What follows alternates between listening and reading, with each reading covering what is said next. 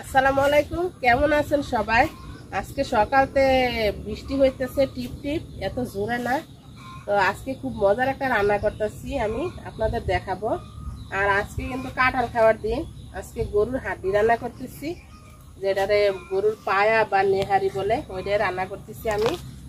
আর আমার বাড়িতে অনেকে আম কাঁঠালের দাওয়াত চাইতেছেন যে আপু কাঁঠালের দাওয়াত দেন। আসলে আমার বাড়ি কাঁঠাল সবার লাস্টে ধরে, আবার লাস্টে কাঁঠাল পাকে। তো এখন সিরিয়ালে কাঁঠাল পাকতেছে, খাওয়ারও মানে সুযোগ দিতেছে না, গাছে পাকে আছে। তো আজকে একটা পারবো গাছ পাকা কাঁঠাল, আর একটা কালকা বাইরে রাখছিলাম। তো চলেন দেখায়, আমার বাড়ির সবচেয়ে বড় কাঁঠালটা দেখাবো আপনাদের। এটা হচ্ছে হাজারি কাঁঠাল গাছ। তো এটাতে কাঁঠাল ধরে ছোট ছোট। তো আমি দুইটা তিনটা পারছিলাম, পাকায় পারছি। আজকে এখনো দেখি নাই পাকছে কিনা, গাছে পাইকা থাকে। এখন বৃষ্টির দিন, বৃষ্টি হলে নাকি গাছে কাঁঠাল পাইকা থাকে। তো এই যে কালকা, এটাও পাইকা ছিল।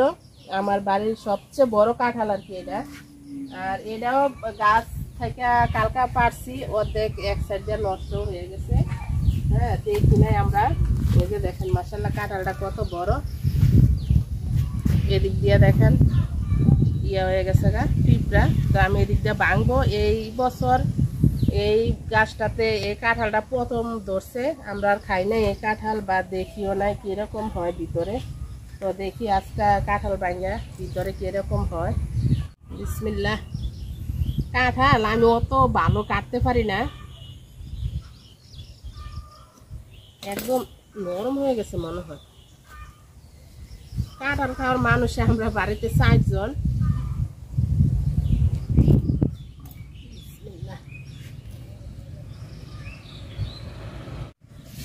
কাঁঠাল ভাঙতেছি, আলহামদুলিল্লাহ কাঁঠালের অনেক গ্রান, অনেক। দেখি কিরকম। কাঁঠালটা দেখা যায় যে লম্বা লম্বা কুশ। বিসমিল্লাহ।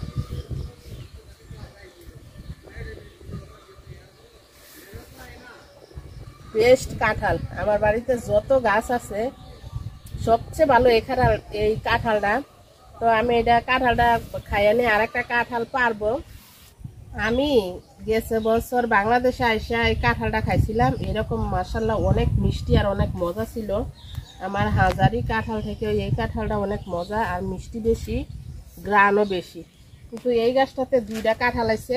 আমি ভাবছিলাম যদি কাঁঠালটা খাইতে ভালো না হয় তো গাছটা কাইটে ফেলবো। না, আলহামদুলিল্লাহ খাইতে অনেক মজা, মিষ্টি অনেক। কাঁঠাল খাওয়া শেষ। এই বিচিগুলো আমি আবার আমার পজের পারে লাগাবো গাছটা। এই কাঁঠালের জাত খুবই মজা, আলহামদুলিল্লাহ। তো এটা খাওয়া শেষ। চলেন যে আর একটা পায়রা নিয়ে দেখি আমি একা পারতে পারি কিনা। আর আমারে অনেকেই কমেন্টস করেন, অনেক আপুরা আমারে কমেন্টস করেন, আপু আপনার হাজবেন্ড কি করে বা কোন জায়গায় থাকে। তা আমার হাজবেন্ড, আমি যে এখানে দাঁড়ায় কথা কইতেছি তার একটু ওই পাশে আছে। যারা যারা না জানেন, না চিনেন, যারা আজকে নতুন ভিডিওটা দেখতেছেন, তারা আমার আগে অনেক ভিডিও আছে, এই ভিডিওটা দেওয়ার আগে তারা যায় দেখতে পারেন। ওই ভিডিওতে শুধু আমার হাজবেন্ডের আগে ক্যামেরার সামনে ছিল, আমি ছিলাম না। আমি আগে ক্যামেরার সামনে আসতাম না। এই কয়েকদিনের ভিডিওতে আমি আসি ক্যামেরার সামনে। তো যাই দেখতে পারেন, আমার হাজবেন্ডের দেখতে পারবেন।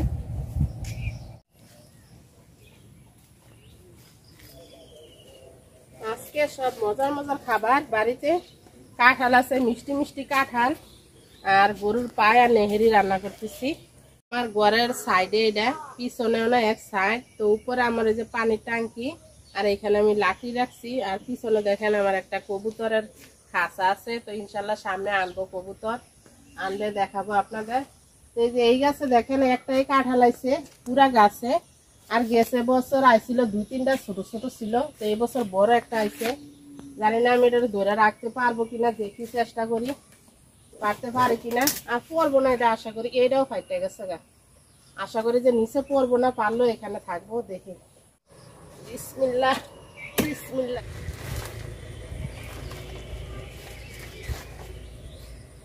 অনেক ওজন মাশাআল্লাহ, আলহামদুলিল্লাহ। কাঁঠালটা, এই কাঁঠালটাও ফাইটে গেছে গা।